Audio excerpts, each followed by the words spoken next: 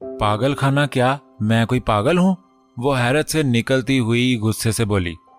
Packing कर लो, आज रात निकलेंगे तो सुबह तक पहुंच जाएंगे हम। वो गहरी सांस लेता बेड से खड़ा होता संजीदगी से बोला। ऐसे कैसे सामान पैक कर लूं? मैं खाली हाथ ही चली जाऊं? No never.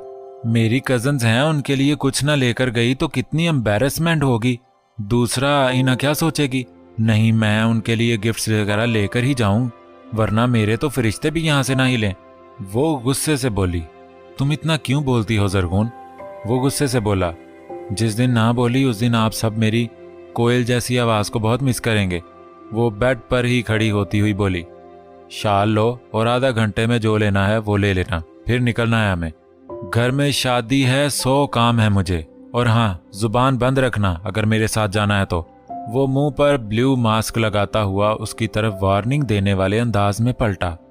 जवाबन वो सुर्रत से होंठों पर उंगली रख गई, जिस पर वो उसे घूर कर रह गया, जबकि वो कहकहा लगाकर हंस दी थी। आपने मास्क क्यों लगा रखा है? वो गाड़ी में बैठकर सीट बेल्ट बांधती हुई बोली। गाड़ी भी कोई और थी, वो आज खुद ड्राइव कर रहा था। ऐसे ही शौक चढ़ आया है पहनने का, सो पहन लिया, अब मुंह बंद। वो गाड़ी को मेन सड़क पर लाता सर्द लहजे में बोला। मुझे बच्चा ना समझे, लोगों से पहचान छुपाई है इसलिए मास्क लगाया है ना? देखा जरगून की सोर्स? वो उसे देखती हुई फखर से बोली। फिर से स्टार्ट हो गई तुम्हारी जुबान? वो गुस्से से बोला। जवाबन वो मुंह बसोरती हुई बाहर देखने लगी। मुझे लगता है आपने इश्क किया था, लेकिन बदकिस्मती से वो आपको मिली नहीं, इसलिए आप इतने संजीदा हो गए। वैसे इस उम्र में खुश रहना चाहिए, हेल्थ अच्छी रहती है। वो मसनूई संजीदगी से बोली। जरगून, अगर अब तुम चुप ना हुई तो गाड़ी से बाहर फेंक दूंगा, आई स्वेयर। वो सामने देखता उसे झिड़क गया था। फेंक कर तो दिखाएं। वो सीने पर हाथ बांधती खफगी से बड़बड़ाई थी। गाड़ी एक बहुत बड़े शॉपिंग मॉल के पार्किंग में रुकी थी। वो शॉपिंग हॉल में घुसती ही उसे राजी हो चुकी थी। क्या लूं सबके लिए जो उनके पास पहले ना हो और उन्हें पसंद भी आए। वो होंठों पर शहादत की उंगली बजाते हुए बोली। जो लेना है जल्दी करो, टाइम कम है तुम्हारे पास। वो पैंट की जेब में हाथ डाले उसे तिनक कर बोला। ले रही हूं, अब क्या बच्ची की जान लेंगे क्या? वो खफगी से कहती हुई ज्वेलरी शॉप में घुस गई। हाय, दिल कर रहा है सारी दुकान ही खरीद लूं। वैसे भाई साहब, ये पूरी ज्वेलरी की दुकान कितने मालियत की है? वो पूरी शॉप को देखती हुई शॉपकीपर से राजदारी से बोली। जी? वो लड़का हैरत से उसे देखने लगा। क्या जी? तुम्हें पता होगा मैं ये पूरी शॉप नहीं खरीद सकती। अरे मैं तो ये पूरा माल खरीद सकती हूँ। मेरे नाम पहाड़ और नहर वाली जमीन है, और मेरा शौहर जो इतना रिच है उसका पैसा आखिर किस काम? जरगून, वो अंदर आता अपनी बीवी की चलती जुबान से जिच होता उसका बाजू थामकर अपनी तरफ गुस्से से मोड़ चुका था। वो आंखों में गुस्सा लिए उसे घूरने लगा। मैंने कुछ नहीं किया, बस ये कह रहा था आप ये शॉप नहीं खरीद सकती तो मैं। वो चुप हुई, उसकी आंखों में देखती हुई। यहाँ अपना हदूद हुर्बा बताने आई थी? क्या उसने कुछ पूछा तुमसे? आराम से जो खरीदना है वो खरीदो, वरना घर चलो। वो संजीदगी से बोला। जवाबन वो बाजू छुड़ाती हुई इस शॉप में ज्वेलरी देखने लगी। हुमा, माला और जरगुल के लिए वो वहां से बड़े बड़े झुमके लेती, साथ उनके लिए वो सिल्वर कलर की चूड़ियां भी ले चुकी थी। उसे ज्वेलरी बहुत पसंद आई थी यहाँ की, तो उसे यही बेस्ट लगा था उनके लिए। छोटी छोटी चूड़ियां देखकर वो मुस्कुराई। रंग बिरंगी चूड़ियां थी, प्लास्टिक की। वो चूड़ियां देखकर हिना को याद करती, फिर से मुस्कुराई। वो हिना के लिए भी चूड़ियां लेती, अपने लिए भी शॉप से खरीदती, बल्कि उसी वक्त पहन भी चुकी थी, और खाली कानों में बड़े बड़े गोल्डन कलर के झुमके भी डाल चुकी थी। वो सारे हिलाती मुस्कुराई, उससे उसके झुमकों में लगे घुंघरू बजने लगे थे। वो दूर बैठे बख्त के पास आई जो मोबाइल पर कुछ टाइप कर रहा था। चेहरे पर संजीदगी सी थी। सुने, बिल दे दें। वो उसके करीब आती खालसन बीवियों वाले लहजे में बोली, जिस पर वो चौंक सा गया था। फिर उसे देखकर वो ठटका, जिसके गोल चेहरे पर वो बड़े बड़े झुमके बहुत सूट कर रहे थे। उसके देखने पर जरगून ने आहिस्ता से सर हिलाया था, जिस पर वो झुमके खूबसूरती से बज उठे थे। मैं कैसी लग रही हूं? वो आईब्रो उचकाकर पूछ रही थी, जिस पर वो उसे गौर से देखता शॉप में चला गया। बिल भी तो पे करना था। जलते हैं मेरी खूबसूरती से, वो नुखुवत से बोली। डिमी पर बहुत प्यारी टी शर्ट ने उसकी तवज्जो अपनी तरफ खींच ली थी। वो इस टी शर्ट को हाथ में लेती मुस्कुराई। ये शर्ट मेरे हनी को कितनी सूट करेगी ना, बल्कि ये तो बनी ही हनी के लिए है। वो मोहब्बत से चॉकलेट कलर की शर्ट देखती हुई बोली, सुने, इस शर्ट का बिल भी देना है। वो संजीदगी से बोली थी, जबकि चेहरे पर शरारत रक्सा थी। उसके चेहरे पर जिच वाले तासरात देखकर लोगों को परेशान करना उसका पसंदीदा मशगला था। गाड़ी में बैठती वो सारा सामान पिछले वाली सीटों पर रखती आगे आकर बैठी। हाथ में जिंगर बर्गर था, उसने आज से खूब जिच करके रख दिया था। हनान ने हैरत से उसकी पुश्त देखी थी। हिना की आंखों में उलझन थी। लेकिन मेरी फूफियां तो घर पर हैं, हिना ने समझदारी से कहा। हाँ वो भी हैं, लेकिन मैं तो आपकी पक्की वाली पुप्पो हूँ। मेरी जान, आपको पता है मैं आपको देखने के लिए कितना तड़पी हूँ। वो उसके गालों को छूती मुस्कुरा कर बोली, फातिमा ये आप क्या कह रही हैं? हनान ने संजीदगी से पूछा, जिस पर फातिमा साकित हुई थी। वो तो हनान के वजूद को भूल ही चुकी थी। हिना को देखकर वो खड़ी होती उसकी तरफ पलटी, जो आंखों में उलझन लिए उसे ही देख रहा था। फुप्पो, मतलब क्या था आपका? वो संजीदगी से उसके करीब आता हुआ बोला। वो, हाँ, अब्दुल्ला भाई की बहन हूं, तो वक्त भी तो मेरे भाई ही हुए ना, इस नाते में हिना की फुप्पो लगी ना। वो संभलते हुए जल्दी से सफाई दे गई। आप अब्दुल्ला चाचू की बहन है? लेकिन मैं तो उनके घर एक दो बार गई थी, मुझे तो आप वहां कहीं नहीं दिखी थी। हिना ने कमर पर हाथ रखते हुए पूछा। कमर पर हाथ रखना उसने जरगून से सीखा था, जिस पर हन्नान संजीदा सूरत हाल में भी मुस्कुरा दिया। बच्चे, मैं हॉस्टल होती थी, हाल में ही स्टडी कंप्लीट करके आई हूँ, वो मुस्कुराते हुए बोली थी, जिस पर हिना ने मुस्कुराकर फातिमा का हाथ थामा था। हन्नान बहुत गौर से फातिमा के चेहरे के नकूश को देख रहा था। उसका चेहरा किसी से तो मिलता था, लेकिन किस से वो समझ नहीं पा रहा था। आप अपने पापा के साथ हमारे घर आना, मैं आपको बहुत सी चॉकलेट्स और गुड़िया दूंगी। वो फिर से नीचे उसके करीब बैठ गई थी। हिना ने मुस्कुराकर सर हाँ में हिलाया। नीचे वाला होंठ दांतों में दबाए वो बहुत गौर से उसे देखे गया। फातिमा उसकी नजरों से परेशान होती हिना को अलविदाई हाथ हिलाती हुई चली गई। हनान हिना को गोद में लिए दूसरी सिमत मुड़ गया। वो चलता हुआ एकदम से पीछे पलटा था जब वो साकित हुआ। फातिमा दूर खड़ी उन्हें ही देख रही थी। हनान के एकदम से देखने पर वो उल्टे कदमों से पलटती हुई दौड़ गई थी। ये लड़की एक राज है। इस छोटी सी लड़की के चेहरे पर कुछ तो ऐसा है जो मुझे इसे देखने पर मजबूर करता है। वो वहीं खड़ा सोचता हुआ हिना को देखने लगा, जो उसके कंधे पर सर रखे सो गई थी। गाड़ी फराटे भरती हुई सुनसान सड़क पर दौड़ रही थी। वो हाथ गाल पर रखे बख्त को देख रही थी। नाक चिढ़ा रखा था। क्या मसला है तुम्हें? मुझे क्यों देख रही हो? कोई और काम नहीं है क्या? वो उसकी नजरों से जिच होता हुआ झुंझला कर बोला। वो मुस्कुराई। चलती गाड़ी में कौन सा काम करूंगी, ऐसे ही आपको देखकर टाइम पास करूंगी ना। फोन की भी बैटरी डेड है। वो मुंह बसोर कर बोली। तो क्या मेरे मुंह पर लतीफे लिखे हुए हैं जो तुम्हें इंटरटेन कर रहे हैं? वो गुस्से से बोला। आप भी ना बड़े मजाइये हैं कसम से। वो कह कहा लगा गई थी, जबकि वो कोफत से दो चार हुआ था। गाड़ी एकदम से रुकी थी। गाड़ी क्यों रुकी है? वो हैरत से बोली। सामने देखो। वो गहरी सांस लेता हुआ बोला। वो उसके कहने पर सामने की तरफ देखने लगी थी जब वो भी चौंकी। सामने ही दो आदमी उनकी गाड़ी के बिल्कुल सामने रुके हुए थे। हाथों में जदीद दौर के पिस्टल थे। ये जरूर चोर होंगे। मेरे पास तो मेरी दादी की चूड़ियां ही हैं। मैं तो नहीं दूंगी, हरगिज नहीं दूंगी। आप गाड़ी स्टार्ट करके इनके ऊपर चढ़ा दें। वो उसका कंधा झंझोड़ती हुई परेशानी से बोली। तुम तो चुप करो। वो ने सामने आता देखकर बीवी से बोला। वो दोनों अब बिल्कुल उनकी गाड़ी के सामने थे। वे चोर के बच्चे, खबरदार, अगर जो मेरे शोहर पर बंदूक तानी हो तो मैं तुम्हारी हड्डियां तोड़ दूंगी। डॉक्टर हूं डॉक्टर। अगर हड्डियां जोड़नी आती हैं तो तोड़नी भी आती हैं। दूर रहो हमसे। और अगर मेरी चूड़ियां पर नजर है तो मर जाओ, मैं तुम्हें अपनी चूड़ियां देखने भी ना दूं। ये तो मेरी दादी ने दी हैं, मेरी शौहर की कमाई की नहीं। वैसे भी इनकी कमाई से तो ये आर्टिफिशियल झुमके ही हैं। ये भी नहीं दूंगी, समझे? ये भी हक हलाल की कमाई के हैं। वो स्टार्ट हो चुकी थी जबकि वो दोनों इस लड़की को देखते जा रहे थे। आंखों में हैरत ही हैरत थी, जबकि वो माथे पर हाथ रखे सख्त परेशानी से अपनी बीवी की फराटे भरती जुबान देख रहा था। जरगोन कीप क्वाइट। कैसे इतना बोल लेती हो तुम? वो भी बेसरोपा बातें। चुप हो जाओ, अब मैं तुम्हारी आवाज ना सुनो। वो गुस्से से बोला, जबकि वो उसे देखने के बाद अब भी उन चोरों को गुस्से से देख रही थी।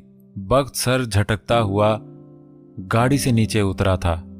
जरगून भी उसे उतरता देखकर सूरत से नीचे उतरती उसका कंधा पकड़ गई थी। वो झुंझला कर रह गया था। बात सुनो, हमारी गाड़ी ले लो, लेकिन हम पैसे वगैरह या सोना नहीं देंगे। जवान जहान हो, कमा कर खाया करो।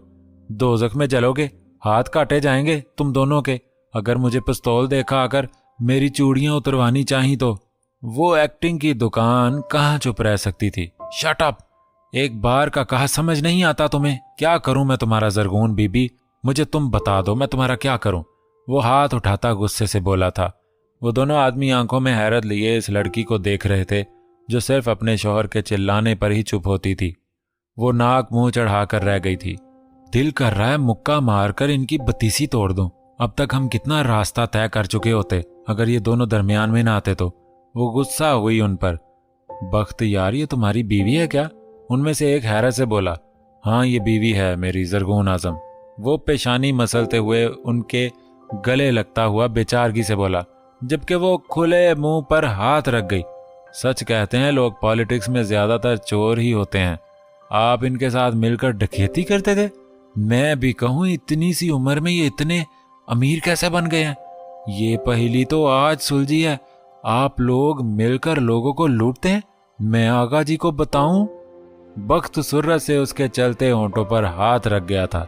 उसे एकदम से अपने करीब खींचता हुआ बोला, एक भी लफ्ज अगर तुम्हारे मुंह से बाहर निकला तो ये जो चूड़ियां पहनी हुई है ना मैडम ने, एक झटके में उतार कर इस नदी में फेंक दूंगा।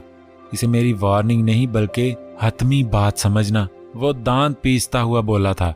जरगून ने उसे हैरत से देखकर सूरत से अपनी चूड़ियां वाले हाथ को अपनी चादर के नीचे छुपाया था। सॉरी यार, इसे बोलने की बीमारी है, इलाज चल रहा है, इंशाल्लाह जल्द फाका होगा। वो दोस्तों से कहता हुआ मुस्कुराया। यार तुम हमसे मिले बगैर जा रहे थे।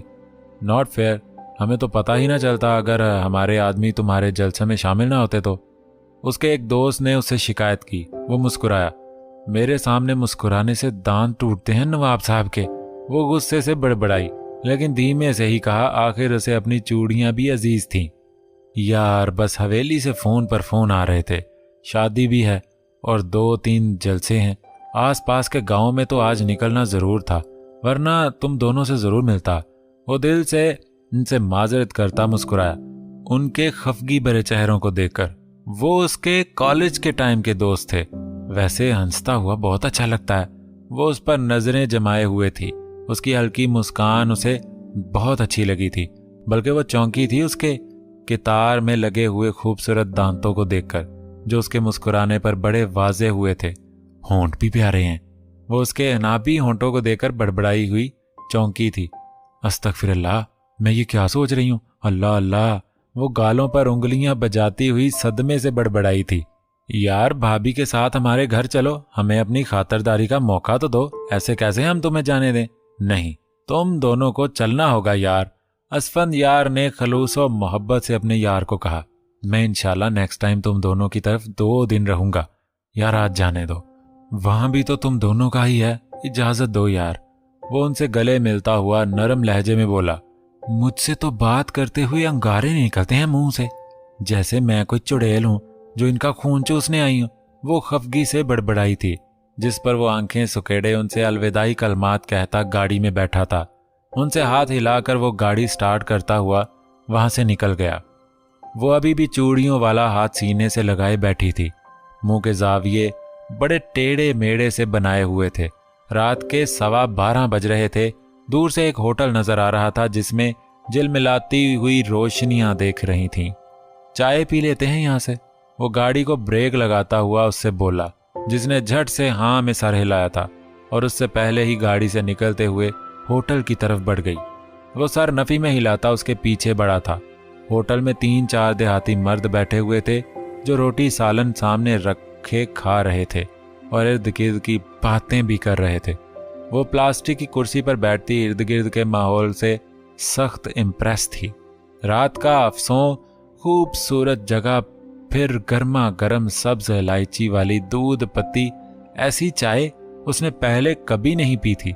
वो चाय की चुस्कियां लेती, उसे भी देख लेती जो उसे नहीं, इर्द गिर्द के माहौल को देख रहा था वो उससे शायद नाराज था। ना देखे, मैं कौन सा मर जा रही हूं, वो गुस्से से बड़बड़ाई थी। वहां से चाय पीकर वो फिर से सफर स्टार्ट कर चुके थे। कितना सफर रह गया है, वो ना रह सकी थी बोलने से, बोल ही पड़ी थी वो आखिर। आधे घंटे में हम पहुंच जाएंगे, वो नरमी से बोला। वैसे वो दोनों कौन थे, वो तजस्सुस से बोली। दोस्त, वो गाड़ी का मोड़ काटता हुआ बोला। उसने नाक चढ़ाया। हुलिये से तो डाकू लगते थे। वो होंठों पर उंगली रखती बाहर की तरफ देखती हुई बड़बड़ाई थी। ये लड़की और इसकी बड़बड़ाहट। वो भी बड़बड़ाया था। आपने कभी स्विमिंग की है? उसकी तरफ रुख मोड़ती हुई उससे पूछने लगी थी। वो जवाबन उसे देखता हुआ फिर से सामने देखने लगा। जवाब तो दें, की या नहीं, वो गुस्से से पूछने लगी। हाँ, बहुत बार। वो गाड़ी की स्पीड स्लो करता हुआ बोला कि अब कच्ची सड़क स्टार्ट हो चुकी थी जो उनके गांव की तरफ जाती थी। पहले जवाब दे देते तो कौन सा शान में कमी आ जाती। वो फिर से गुस्से से बड़बड़ाई थी। ये मुंह ही मुंह में बड़बड़ाना कम कर दो।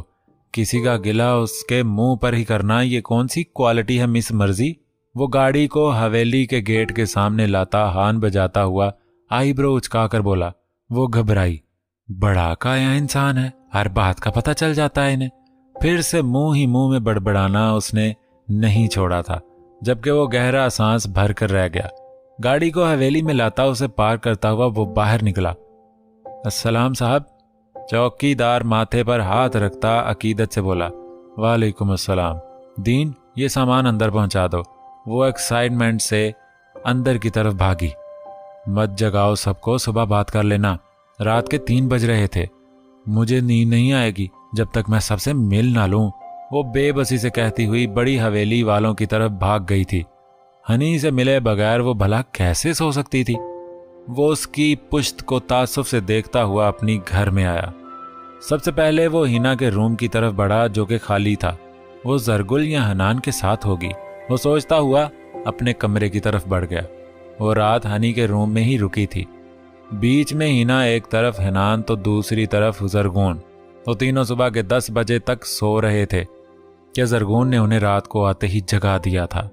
फिर वो सुबह के 5 बजे सोए थे। सबसे मिलती वो उन्हें बख्त मेंशन ले आई थी।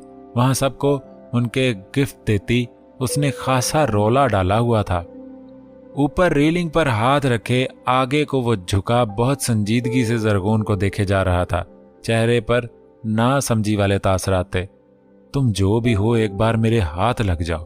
तुम्हारी जिंदगी जहन्नुम से भी बदतर ना बना दी तो अजलान बख्त नाम नहीं मेरा, वो इंतहाई सर्द लहजे में बोला था। परेशान ना हो, ये झुमके और चूड़ियां पहनो, शादी तुम्हारी में तुम्हारे पसंद के मुंडे से ही करवाऊंगी। डोंट वरी यार हंसो गाओ के जरगुन वापस आ चुकी है, मुझे कोई परेशान नजर ना आए, वो जरगुल से आहिस्ता से कहती फिर से सबको मुखातिब कर गई। सबके चेहरों पर मुस्कुराहट रेंग गई थी। उसका ध्यान अचानक से ही ऊपर खड़े बख्त पर गया था, जिसकी नजरें जरगुन पर ही थीं। जरगुन की नजरें भी उसकी नजरों से उलझी थीं। जरगुन हल्का सा मुस्कुराई थी, फिर उसे हाथ हिलाया था जैसे उसे चिढ़ाया हो। ये संजीदा रह रहकर थकता नहीं है क्या? वो उसे वापस पलटते देखकर बड़बड़ाई थी। फिर हिना के पुकारने पर उसे चूड़ियां पहनाने लगी थी। चेहरे पर 400 वाट की मुस्कुराहट थी। सबके चेहरों पर मुस्कुराहट देखकर, ये आपके लिए। वो जो कोट के बटन बंद कर रहा था, शायद वो कहीं जा रहा था। अजलान बख्त की तैयारी तो यही बता रही थी। वो पलटा था उसकी तरफ, जिसके हाथ में वाइट टाई थी जिस पर ब्लू तिरछी दाढ़ियां बनी हुई थी। ये क्या है? वो हैरत से बोला। टाई है, नजर तो आ रही है आपको, वो लब दांतों तले दबाती हुई बोली। नजर आ रही है मिस मर्जी, वो उसकी तरफ बढ़ता हुआ बोला। ये गिफ्ट है मेरी तरफ से आपके लिए, ये मैं ऑस्ट्रेलिया से लाई थी। ऐसे ही एक बार शॉपिंग मॉल में घूमते हुए ये मुझे पसंद आई तो खरीद ली थी। ये मेरे सामान में ही थी, आज मुझे मिली तो मैंने आपके लिए ही निकाल ली। ये आप पर सूट करेगी और आप इसे लेने से इनकार भी नहीं करेंगे। वो टाई उसकी तरफ बढ़ाती हुई तफसील से बोली थी। असलान बख्त ने कुछ देर उसके चेहरे को देखने के बाद उसकी तरफ टाई लेने के लिए हाथ बढ़ा दिया था, जिस पर जरगुन के चेहरे पर फिर से 100 वाट की मुस्कान खिली थी, जो बख्त को बहुत अच्छी लगी थी। मैं पहनाऊं आपको? वो पुरजोश अंदाज में बोली थी। पाँव की एड़ी भी उठा ली थी उसने। वो गहरी सांस लेता उसके खुशी से चमकते हुए नकूश को देखने लगा था।